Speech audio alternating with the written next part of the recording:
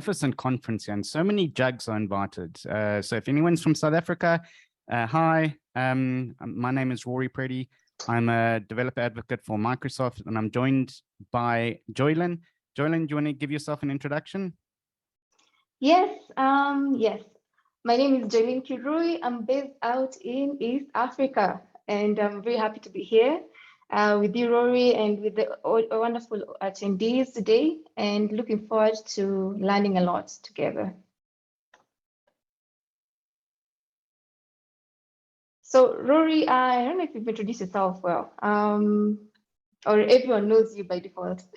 Well, if they don't, let me explain what cloud advocates do, because sometimes I just jump ahead of myself. So what cloud advocates do is that they meet the developers where they are.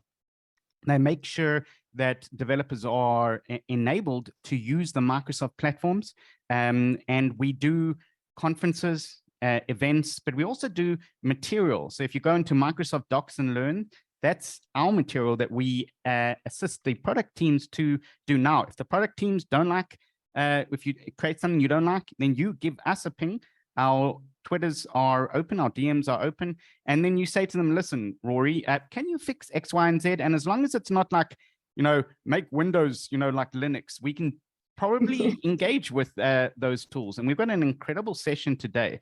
I must be totally honest. This is this session worries me a little bit because Joylynn knows my propensity to try and do things mischievous, and I've tried to take quite a few of our examples onto Azure, and all of those examples didn't work. So I'm really keen to see how Joylynn actually interwoven my mischief into her talk.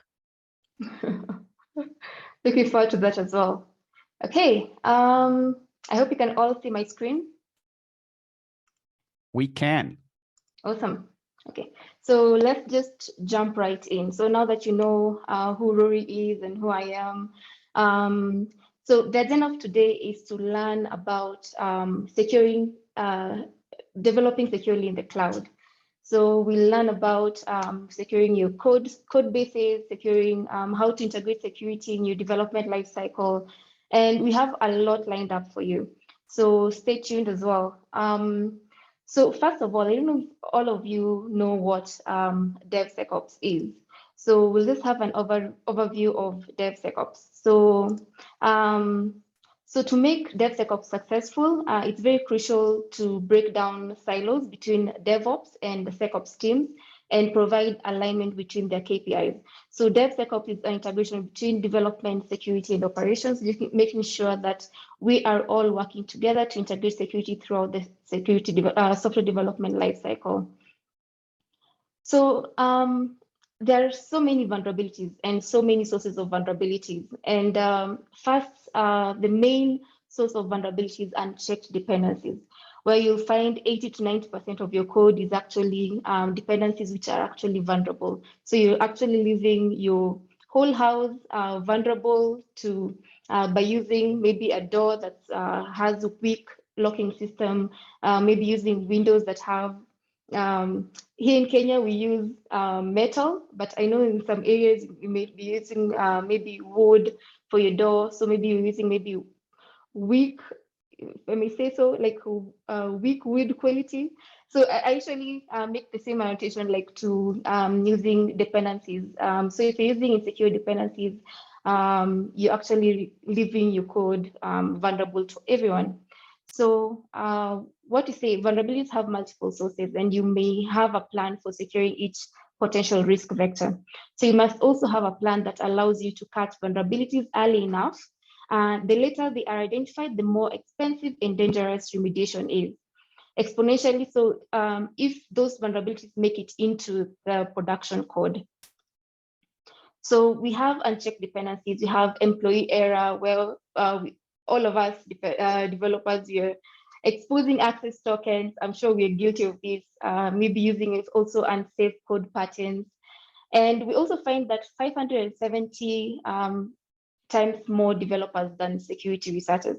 So you find in the traditional way of working with development teams, so the developers develop the code, and then it's pushed now to the security teams, and then we test. I come from an ethical hacking background, whereby I work hand in hand with developers to identify security vulnerabilities and to give back the security vulnerabilities, and then they try and fix them, and then it goes back to our security teams. So there's a lot of back and forth, and you've not even reached the operations team. So we've already identified the code issues, and the developers have closed them, and then now it goes to the ops team.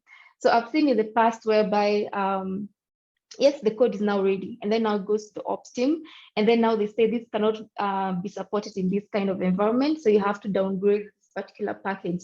So it means that the whole project gets deployed, delayed as well, because it means that now you have to go back to the drawing board. You can imagine that back and forth, it's a lot. So there's also damage exponentially greater if it reaches production, that's for sure. That's why we're very keen in identifying security vulnerabilities as early as possible. That's why we talk a lot about shifting security left. So overview. So what do we mean by DevSecOps? So we are talking about DevOps combines people, processes, and technology to deliver continuous value to users. So DevSecOps is the evolution of DevOps, where the company takes on a security-first mindset, putting security into every phase of the development lifecycle, from design to delivery. So when implemented successfully, companies gain both speed of DevOps development practices and the holistic security and peace of mind that comes with DevSecOps. There are very many benefits of deploying DevSecOps. Specifically, shifting the security left to occur at more critical points throughout the development lifecycle, aiding in lowering vulnerability remediation time. This is the key concept of deploying DevSecOps, identifying security vulnerabilities as early as possible. So it also helps organizations to form a seamless workflow by integrating into existing tool chains. So you look at your environment that's already existing, and you build around that. You integrate into the existing tool chains as well. So moreover, this aids organizations to continually identify new threat vectors as well, because you're always scanning your code for security vulnerabilities. So even if we have all these benefits for DevSecOps, we're still seeing very many barriers to DevSecOps adoption. So this includes organizations and team gaps. So some organizations have security-specific teams who own all of the security. I'm sure maybe most of you are familiar with this. So this silos DevOps and SecOps teams and leads to a fragmented security culture, whereby the DevOps teams are doing their own thing, the security teams are doing their own thing. Maybe they have the strategy that they need to deploy this new tool, which might not even be feasible with the development team. So we have to break down that silos and work together. So the other barrier to DevSecOps adoption is the skills and knowledge gap. So when DevOps and the development teams don't see security as part of their responsibility, the skill base stays solely within the SecOps team. And we are quite keen in saying that security is everyone's responsibility, especially developers. So we're quite keen in saying that developers are actually the first line of defense, because you actually know when you're deploying insecure, when you're not building your code securely, maybe you're using some code functions that are not best practices. Working with developers, I've known that they actually know when they're doing the wrong things. So you are actually the first line of defense. That's why you have to empower you with skills to identify security vulnerabilities as early as possible. So third, we want to build solutions are not being built for developers, leading to issues like false positives.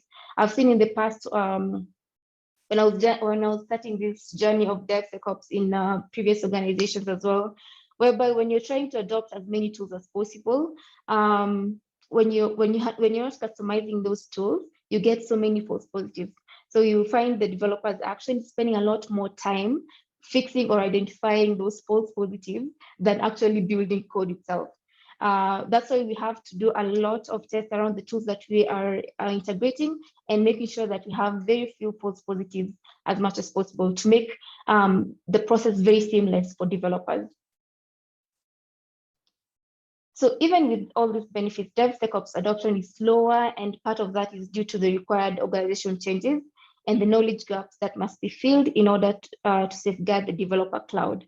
So there are different key criteria for success for developers as well as CISOs. So for development teams, it's all about speed and productivity. Generally, the teams have three main requirements. So the first is to ensure developer velocity is maximized so that there are no limits to innovation and speed. You want to push changes as fast as possible to productions, and then you find the ops team, they want to maintain the infrastructure as is.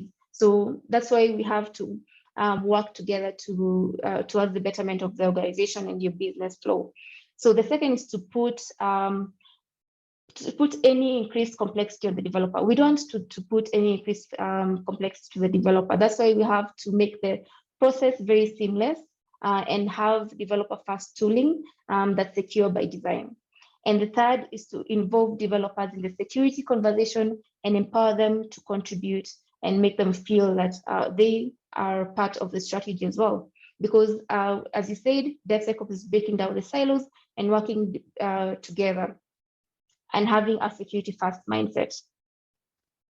So in all this, we're talking about shared accountability, securing the development environment, and to embed security into the developer workflow.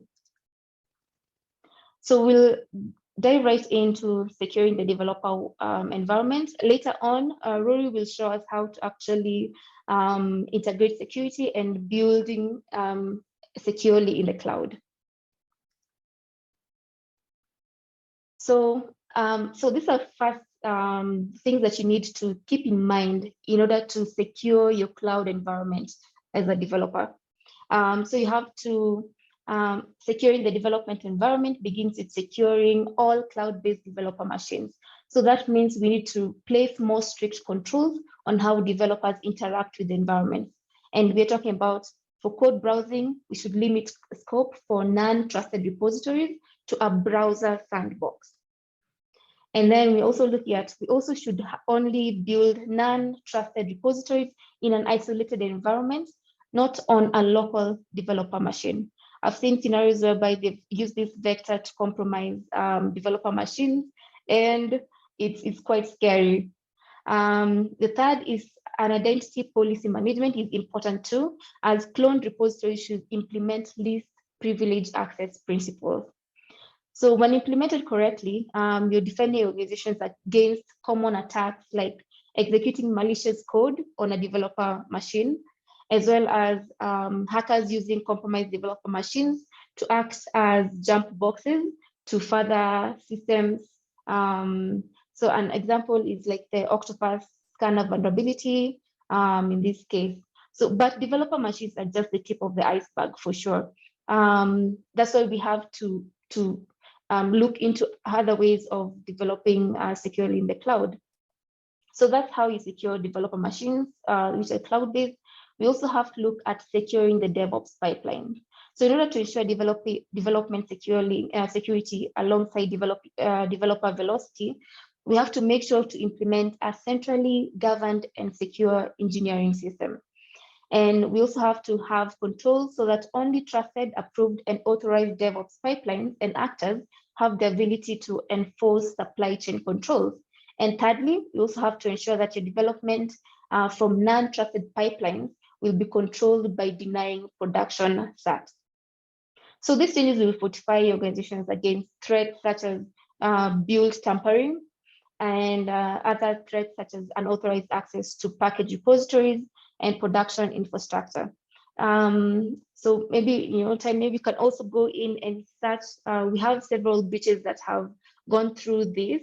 An example is like Code Curve, which happened a few years back. So in order to secure a DevOps pipeline as well, you have to ensure that your organization is producing verifiable and reproducible builds. You need to adjust security at every point from compilers to build machines. So in compilers, you have to confirm that each compiler signs properly with validated security. And during builds, you have to make sure that you produce verifiable build manifests.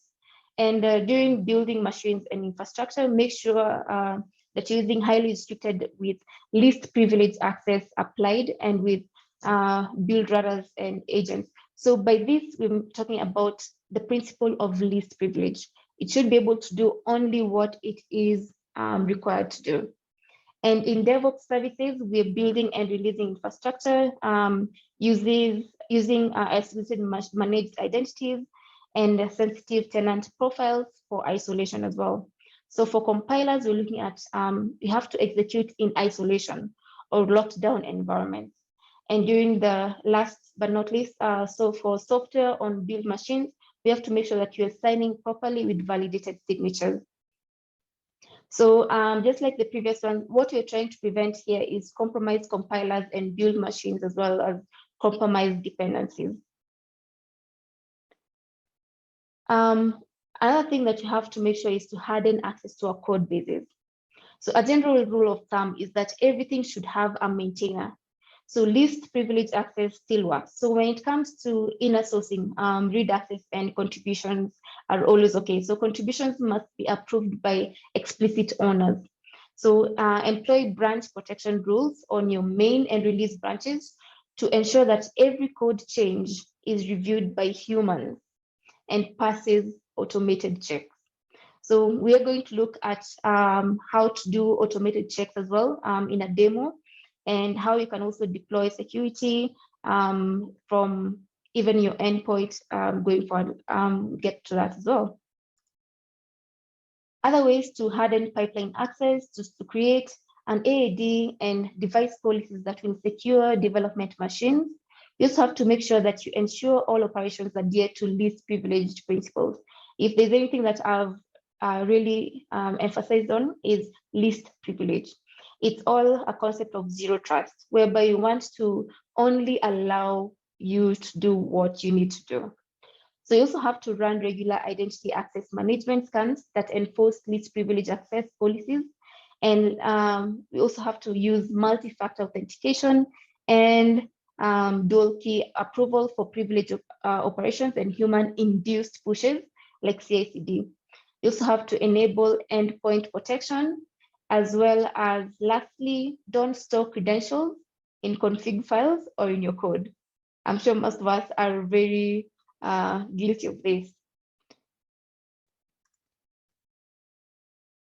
Last but not least, we also need to monitor the developer cloud.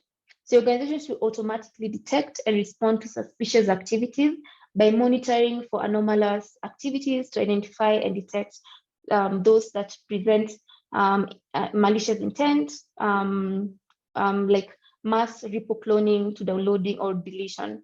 So you also have to enable alerts and routing for security policies across the DevOps pipeline. Another thing that you need to do is to regularly scan for identity access management to ensure least privilege access management policies are always followed. And lastly, you have to automate notifications to developers of leaked tokens or secrets or credentials, so at least they can be able to fix that as soon as possible. I think this is the most important bit of this because we're all developers here, and this is what we should be doing on our day-to-day. Be able to embed security in your developer workflow. So each stage of the development lifecycle has unique security components that, when used together, help prevent threats at all critical junctions. So for pre-commit, it's important to start with a focus on threat modeling. We have a tool called Microsoft Threat Modeling Tool, which you can use to identify all the threat landscape that can actually be used to compromise your system. So if it's an API, so what endpoint is actually exposed to the public, what can be used, what is public facing, what can a hacker actually, what vector can a hacker use to compromise your system? So you're looking at all vectors possible that can be used to compromise your system, your infrastructure, your application, everything. And then now another key concept is IDE security plugin. So for IDE security plugin, one key thing that you can do as a developer is to integrate security extensions within your IDE.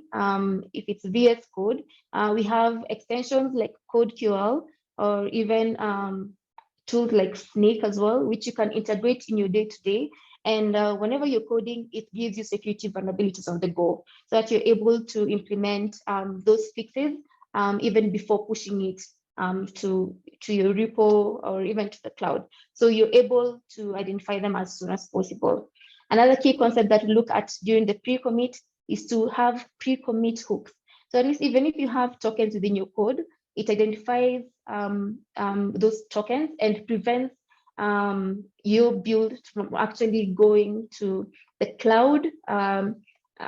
So it's a pre-commit hook. So at least it prevents anything from being pushed if it has security vulnerabilities. So we also have secure coding standards. This is where we talk about empowering developers on secure coding best practices, as well as having peer reviews, working with other developers and saying, okay, so what is being done and how is it being done right? The next is commit or CI, where we look at static code analysis. So static code analysis scrolls through your code and gives you security vulnerabilities by going through and finding like OWASP top 10 vulnerabilities. By OWASP top 10 vulnerabilities, we mean every 4 years, the OWASP chapter goes in and finds vulnerabilities that have actually been prevalent in the last few years and publishes them. So using tools like the one that we're going to use today, like GitHub Advanced Security, as well as CodeQL as a static code analysis tool, can help you in identifying these vulnerabilities as soon as possible. So we're also talking about dependency management. Rory will take you through that as well as credential scanning and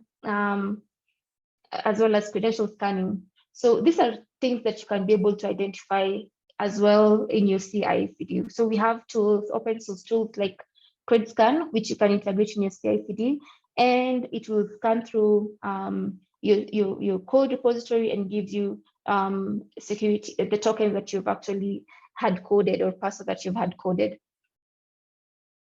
So in the deploy stage, we look at overall health of the code base, and in addition to the items checked in the commit stage. So we also look at the infrastructure as code segments, which are necessary for identifying abstracted layers of infrastructure. So once code is being deployed, now it's a matter of operating and monitoring through continuous monitoring and additional threat intelligence. So there are 3 things for successfully securing the developer workflow. The first is making sure to provide developer-first tooling that empowers developers to be more cognizant of security impacts of the code they're creating. So not making it as complex as possible. That's why we're not talking about all the OWASP top 10 vulnerabilities today. We want to make it as seamless as possible for developers by having a developer-first tooling where it's very easy for you to integrate these security tools on the go and identify security vulnerabilities as early as possible. So the second is to remove any friction for developers by providing data and built-in automated security capabilities natively integrated into their workflow. So the third is to apply automation to all of these different checks and within the developer's workflow on their day-to-day. So instead of coming up with a huge list of vulnerabilities that need to be fixed, developers are constantly being guided in the right direction through continuous security head feedback. So with that, I think I'll take it over to Rory just to show you how you can be able to to develop securely in the cloud.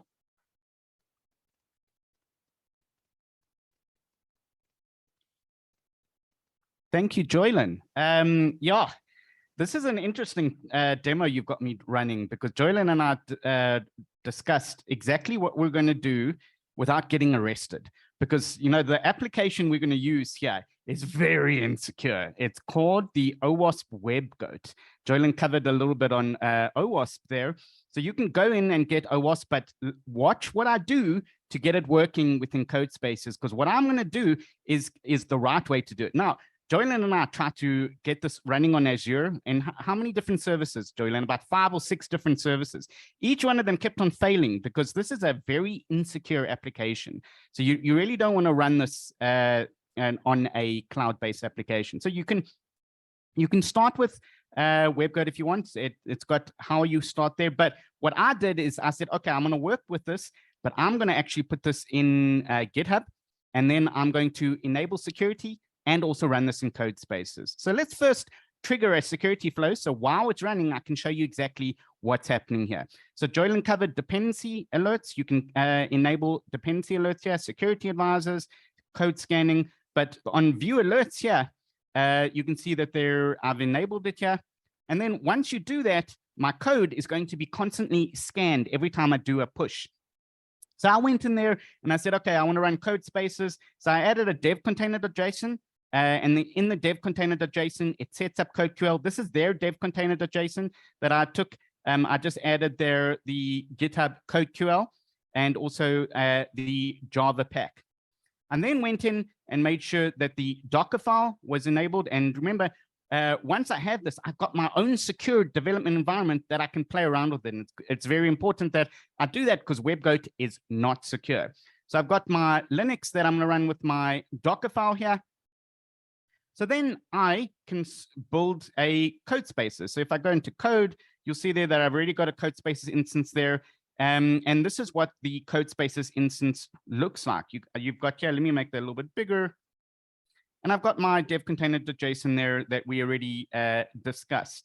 Now, I know what you're thinking, Rory, what are you going to run this inside a Codespaces? Yes, because it's the perfect place to do it. I know that this application is insecure. So I've got my Docker file here, and all I have to do is right click and go build image. So I can just build the image there. And once I've got the image that is built, I can go into Docker, and you can see here, it already is running. So all I have to do in the Docker file is go in and look at, let's just build that image there, WebGoat Lotus. And then I've got this running right now. Now, the ports are secure. So if I go into my ports of the running application in Docker, I can see there that I've got a port, and the local address is a certain address, but it's using port forwarding. So my entire instance is secure. And then if I go into WebGoat, I've got it here. And it's bound to port 8080. And this is a secure port that only I'm able to access and also get to this invulnerable app here. I want to show you a demo and why this is important. So you can go into all of these settings here. And I want to show you the SQL injection demo, because this is my favorite, because it's so shockingly obvious why security is important. In lesson 9, it says here SQL injection. So I want to get select star from user data where first name equals to John and last name equals to such and such, except the parameters, the drop down parameters here are actually a little bit less secure. So it says here, and you can see they're open small bracket, single bracket, Smith, or 1 equals to 1. So let's try hack this a bit. So I'm going to close that off with Smith, and then or, and then I want to do 1 equals to 1. So I'm going to do 1 equals to 1. What do you think you're going to get back? You think you're going to get back 1 record, or what about all the records? Oh my gosh, literally got back. And this alone makes me shudder. Like, anyone can go access there, and it tells you exactly what you're supposed to do. And then you're supposed to go fix it. Now we know that WebGoat is not secure. Let's go see how we can make sure that this application never goes to production. We want to make sure it's completely cut out there and never really hits DevOps though. We want to do security scanning first. So in my GitHub Enterprise, my Codespaces instance here that I've spun up, I now have the Docker instance running, but I want to go in and I want to scan this application using CodeQL. I also want to trigger this application with WebGoat. So I'm going to go into my readme.md, and I just want to go a space there. I'm going to check it in there and run that project there. So I'm going to go for Joylynn. Joylynn. I always forget if there's 2 N's or 1 N, but forgive me if I've done 2 N's. So now that will secure and start running the code scan, but I want to run it locally. So I know that in the background it's running and it's going to secure my my application. It's going to tell me what's wrong with it, but I want to run this locally. So the first thing you want to do here, I've got a little script here, is you want to create a database of your application, because it hyper compresses it into a CodeQL database and allows me then to actually go in and scan my entire project. So let's go into Bash. So if I go into the roots of my project here, you'll see there that I've got my source folders. Now I'm going to go and I've installed the CodeQL command line tools. and I just go in there. Okay, cool. The CodeQL is actually located a little bit else there because the extension installs at some odd place, but go create a database for the WebGo project and make it a Java language. So I go, okay, cool, create it. Oh, wow. Okay, so let's go. Where are we right now? So let's go CodeQL. We want to find that CodeQL. Where are you right now?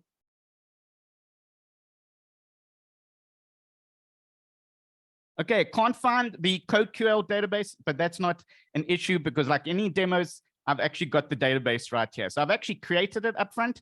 And the problem is that it could be using the CodeQL actual extension, but that's how you go in and create that database. So I've got the database here, but I don't actually want to run my CodeQL scanning on the same project because what we found out, Joylynn and I, is that the CodeQL actually uses quite a few libraries.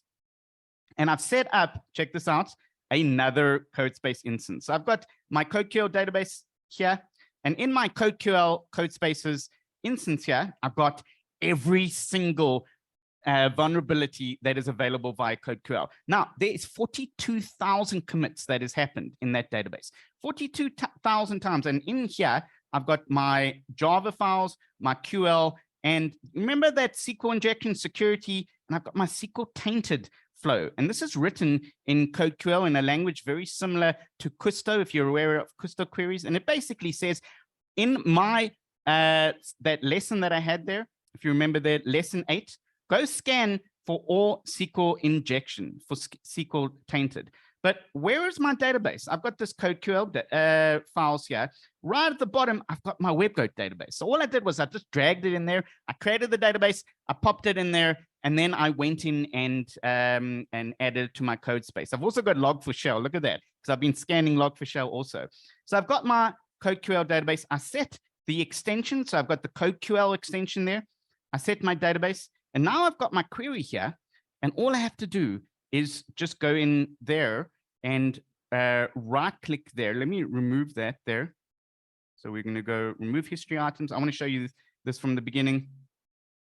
And I can just go run my query on my WebGo database. We can even run it on log4shell. And now it's going to go in and scan my entire source control. It's a database. It's a database of that project that runs wherever you want. And this is exactly what we triggered when we did that security alerts for CodeQL. This is what it does. It goes in and creates a database, scans all of the dependencies, and it says finish running, view results. And look at that. We have our SQL injection here. So SQL lesson 8, what do you think happens when I click on that? It shows me where my injection is happening. And it says to me that you're doing something completely insecure, Rory. You're taking a REST parameter from an HTTP request and you're putting it into your results query. That's I don't know how to fix it. So I'm hoping that the code query that we've just run actually can tell me how to fix it. And I can go in there and I can even view AST. So if I view AST, it will tell me if I was a data scientist or a software engineer, I would want to find this out, but you can actually go in there and see the hierarchy of the database that we've got through to the constructor, the methods and everything like that, and see exactly how this was injected. But coming back to my original project here, to my GitHub actions. Now, I triggered this GitHub action when I enabled security alerts. The only thing I really did to modify this is that on the file that we have, let's go back into the WebGo here. On the file that we have, I just added into the workflow, the CodeQL analysis. Let's close that there. I just added a setup JDK 17 because WebGo uses JDK 17. So I set up JDK 17, scanned it in as you would, and then performed code analysis, a very detailed analysis. I want to know how to fix this. It's great that they tell me that there's a problem on my application, but I want to know how to fix it. So now I've pushed for Joylynn here. And if you see here, I've got code analysis here. It's analyzing Java and JavaScript. I want to check the Java part here. It sets up the job. It sets up JDK 17 a little bit.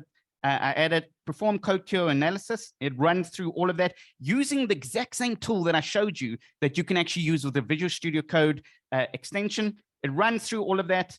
It finds all of the code there. Look how much code it actually scanned there. Total lines of the code base, 10,000 lines it actually scanned. And how long did it take? A minute to actually do that. And then we go back into security, and we've got everything there, code scanning alerts, and I can go view alerts here. And now look at that. Look at all of those different issues. But I want to say, how do I fix the SQL lesson 8? I want to find that out. Where is SQL lesson 8? 4, 3, 2, 10. I actually think that it's right at the end. This is the problem when you have, no, it's in the beginning. When you have too many security alerts here, you want to find the exact one. So we want to find, let me make this a little bit smaller. And there we go. There we go. Query built from user-controlled sources. It tells me where I'm doing it. And this is really the power of that. Now, this is free for open source, public-facing repos, and also for startups. And it says there, okay, in that class for my WebGoat project, you're trying to use that query. Query might include code from this input. I can actually go in and scan there. Oh, wow, that's the request parameter. That's exactly where I need to do. Why is this bad? And it says there, the database is built using string concatenation, and the components should not be used. And it also gives me what I'm supposed to do.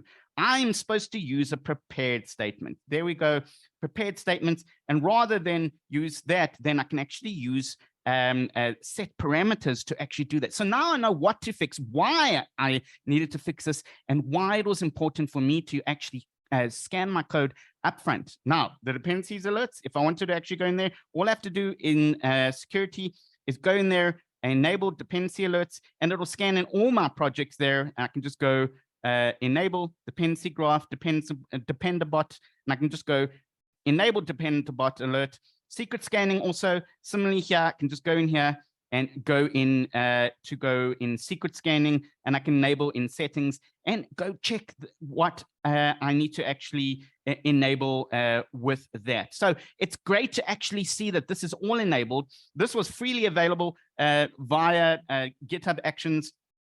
And now I know, fix my problems before I actually push them to production. Back to you, Joylynn.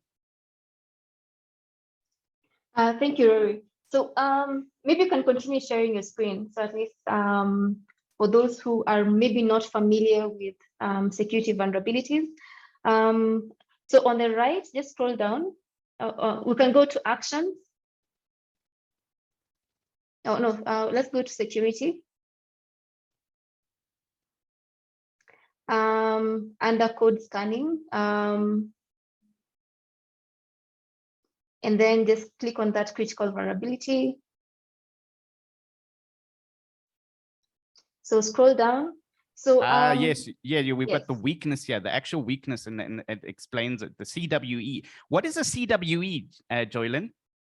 So that's a common weakness. So whatever vulnerabilities are usually identified as a CWE or a CVE. So CWE is common weakness enumeration. So it's whatever weakness is available in a system or a hardware.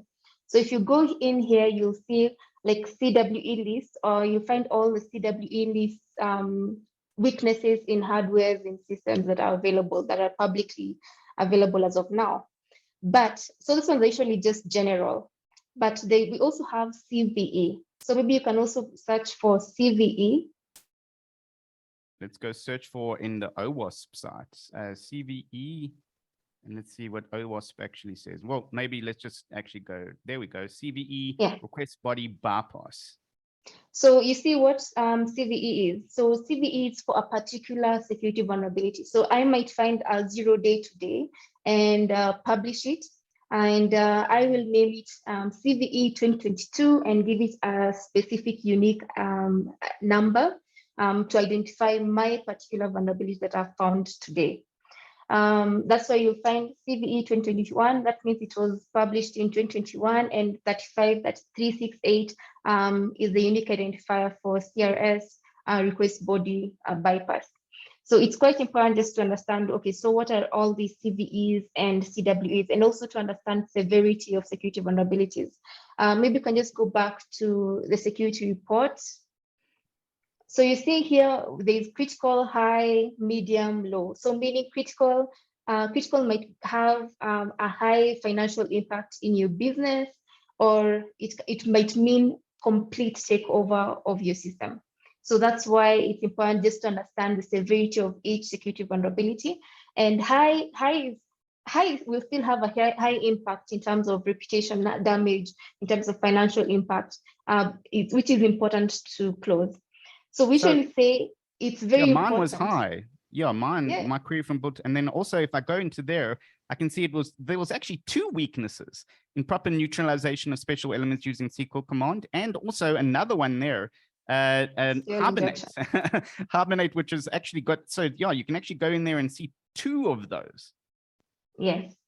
So we shall say it's very important for us to close almost all of them. So we have a concept called defense in depth. So even if it's not possible to close all security vulnerabilities, so first of all, we are never 100% secure. If I say that any system is 100% secure, I'd be lying. So that's why we have to make it very hard for hackers to compromise your system by putting so many layers of security on top of your application to make it very hard for them to compromise your application, as well as your system, as well as the infrastructure. And that's also why I love Codespaces, because when I got the Docker instance running here with WebGoat, it's secure. So unless someone has a direct access to the port forwarding, they won't know that my actual app is forwarded. And then also it will only exist in the scope of my Codespace instance though, which makes me feel very, very happy, because when you go here into WebGoat, it says, please don't run this anywhere. Like literally it says, no content. It scares me a lot, Joylynn. So it's very simple. It's very simple to use CodeQL as a developer first tool in your day-to-day work, even in your favorite IDE, which is VS Code. It's just as easy as going to extensions, marketplace, and importing the extension for CodeQL. So just go into this. So you can actually you can set it up here and it'll tell you how to, and then the extension there. And then if I go into the SQL injection that we ran there, you will see there that I've got it in Codespaces here, and I've got it as CodeQL. So that's the one that I added into my Codespaces. And then I just go and I see this CodeQL there, and I can just go in and look at my queries and just run my code locally. And there's so many interesting, I must tell you, there's so many interesting CodeQL queries that I found there. So many CVEs here. One of my favorite actually is if I go under experimental, look at this, under security for 20, recognize that boy? That's log4shell. And it actually scans in your code, and you can actually go in there and check that your code was not adheres to some of the vulnerabilities for log4shell. Yeah, so the reason why I really like this tool is like for that example for log4shell, you don't know where exactly, like you have a vast code base. So you want to know which code is actually vulnerable. Look at that. Look at that. It scans everything, because a log4shell is a dependency injection that kind of goes cross-cutting, and it just scans in everything. This will take a while to actually run, not like that, but it just goes in every method, every level, find out that log4j, and then give you how to actually fix it. Yeah. You can also create your own query language, like your own script, just to identify a particular vulnerability. Maybe you were coding and then you found that I've actually done this thing wrong. So you'd rather maybe just create that particular query and run it through your whole code, see where you've actually done the same problem throughout your whole code base. My favorite, Joylynn, is the to-do. So they give a nice little samples here. So let's actually run to-do. So this is, remember, this is running against that. So now you can actually just, let's take that away though, remove history. Now I can just run to-dos, and to-dos aren't security vulnerabilities. So I can just run the query against the WebGoat, and it'll tell me, wait a second, you've got to-dos, but those aren't critical security flaws. Those are, well, someone just didn't finish their development. So finish running query, I can view the results here. Oh, wow, look, there's to-dos here. And that query is pretty simple to actually see. It just says where the actual text matches the regex to-do. Yeah. I think it's very simple to use this tool. All you need to do is just to import your code as a database, since that's what CodeQL will use to analyze your whole code base for security vulnerabilities. And it's pretty straightforward. It will give you all the security vulnerabilities that is in your code. So I think we'll open it up for any questions and answer at this point. We had a few queries, and okay.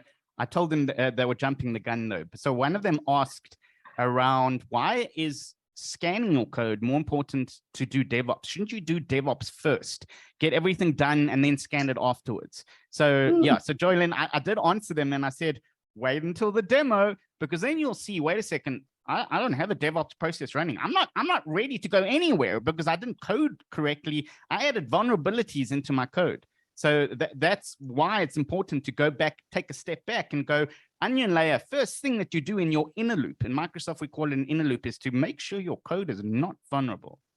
So that's the one question. Stefan asked, what about container scanning?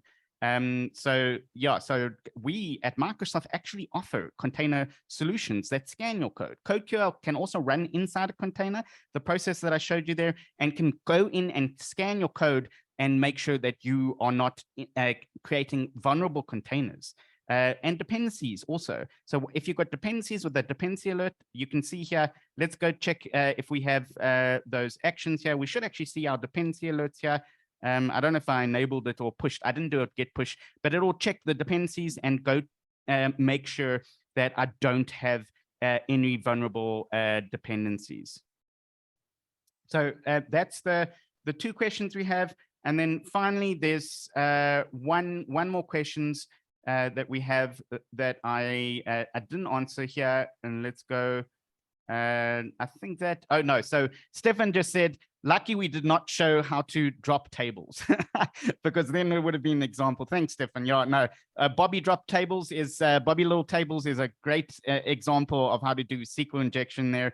And yeah, so you can get started with CodeQL, with WebGoat, but I must warn you, you know, it is insecure, but you can go through all of that, run the Docker file there, injection, identity. It's a great way to learn about the different processes without having to actually set up multiple, applications that are a little bit more vulnerable.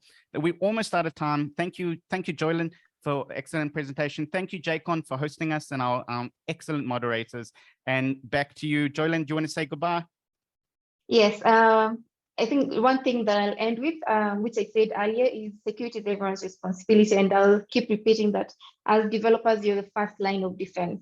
So volunteer to be a security champion in your organization. Whenever you see maybe a code that's not best practice or something that's not best practice in your organization, air it out and identify security vulnerabilities on the go.